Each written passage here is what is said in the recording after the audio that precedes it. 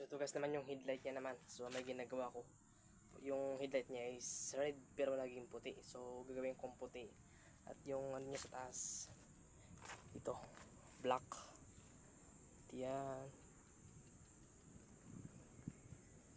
At yan, medyo magulo pa yung ano. First time ko mag paint. Spray paint ang ginamit ko dyan. So yung head niya is andi dito. So ito yan. Nabitak yan pero all goods pa yan. Yung nandito sa gilid niya, yun ang importante. Papagandahin ko guys. Ito. At yan, ito. So ito, nalinisan ko na to guys. Papakita ko sa inyo. Dito naman sa kabila. Kung paano ko nilinisan. So just watch guys. Nagamit ko ang guys.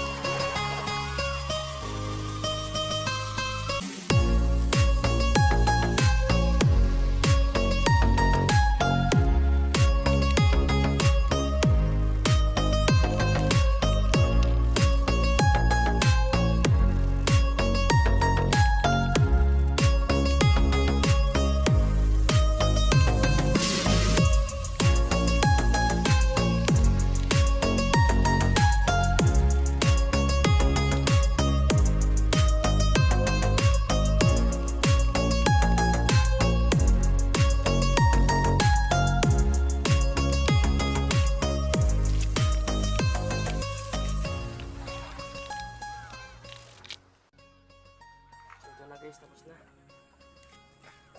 Saan lang natin. Saan ko na lang guys.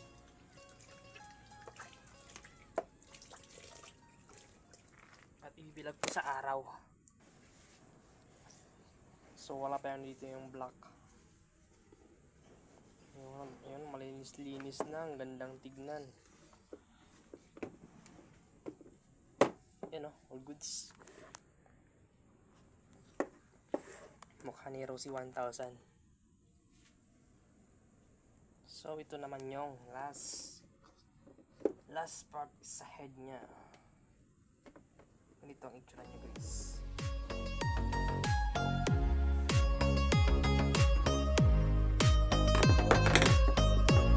So guys, goods na. Ganyan ang itsura niya. Yun o. Guys, ang itsura niya, all goods na. Ito naman sa likod ko niyan, sa loob niya, malinis yan. And also this, kabit na natin yung kay Rosie 1000 natin. So guys, ito na ang itsura niya. Yun o, ang ganda ba? Yan ang itsura ng head niya.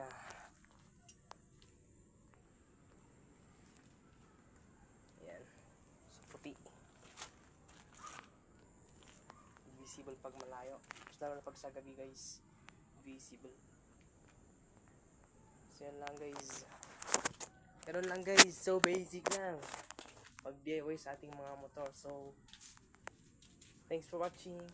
God bless you. Peace out.